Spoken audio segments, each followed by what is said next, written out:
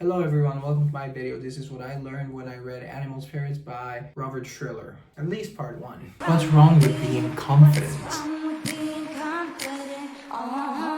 They say when the economy falters, what we've already lost is confidence. Not oil, not money, not manpower, confidence. That invisible force that makes us build, invest, buy, and believe. Without it, markets collapse. Yes, believe.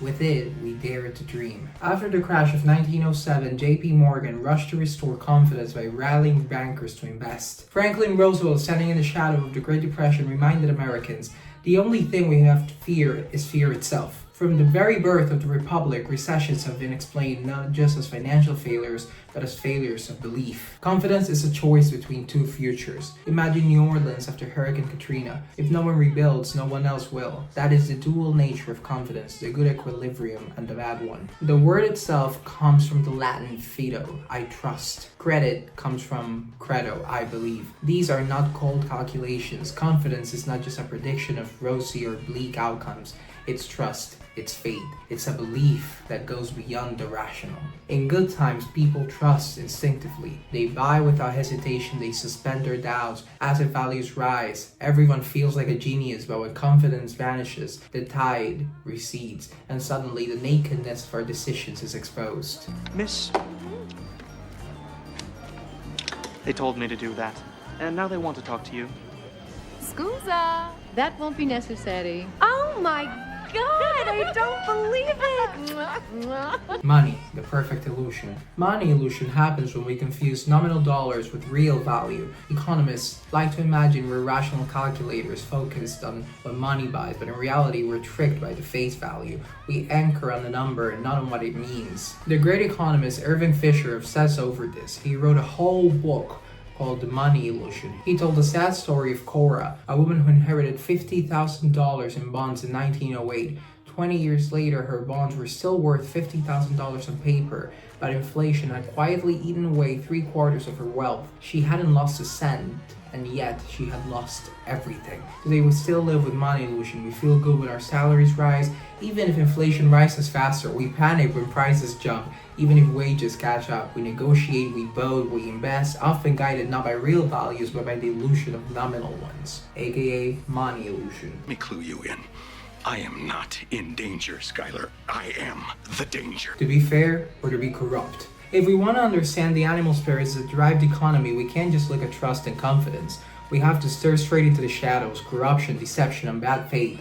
Because when economies fall apart, more often than not, the rot was already spreading quietly beneath the surface. Capitalism produces wonders, skyscrapers, innovation, even chocolate milk or strawberry milk or whatever kind of milk you like, almond milk, I don't know. But it also produces snake oil, fraud, deception, and greed. They're baked into the story. From 19th century patent medicine huskers to the cookbooks from Enron, the pattern is clear. When people realize they've been sold lies, confidence evaporates and recessions follow. Take the savings and loan crisis of the 1980s. Deregulation opened the doors. Sweetheart deals, kickbacks, and reckless lending followed. $140 billion vanished. The government had to pick up the tab. Confidence bled out and the recession of 1990 followed. Then came Enron. Once hailed as the most innovative company in America, it became the poster child of cookbooks. Market-to-market accounting, shell companies, false profits, billions stolen in plain sight. The collapse shook not only investors but faith itself in corporate America. The recession of 2001 was not only just about dot-com busts, it was also about betrayal. Stories. Humans don't just live by numbers, we're social beings, we're animals. We live by stories, we always have, from myths around campfires to viral posts on TikTok, Twitter, or X, or whatever you want to call it nowadays. It's stories, not statistics, that move hearts, shape beliefs, and yes, stories can drive entire economies. In the roaring 20s, the story was that everyone could get rich on stocks. People poured their savings in. Even Isaac Newton, one of the smartest men to ever live, lost his fortune in a bubble.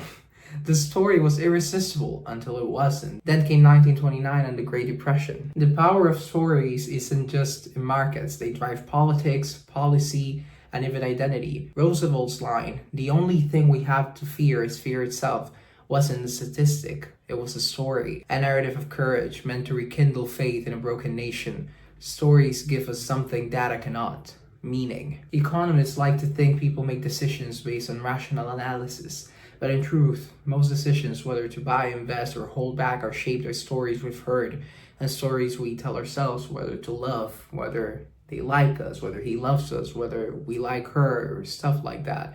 Stories spread like viruses. They mutate, exaggerate, and simplify. In the end, the stories may matter more than reality. Which is more likely to go viral? A dry chart or a headline screaming, "The market is unstoppable. He loves me not," as you're picking petals of a flower that might as well be dead. He loves me. We know the answer. Narratives are sticky. Humans are sticky. We're messy. We're alive. And that pretty much sums up everything I learned in the first part of this book. I hope you guys liked this video. If you did, please subscribe. I think it was a really good first part of the book. I'm not gonna read the rest of the book unless I'm required to.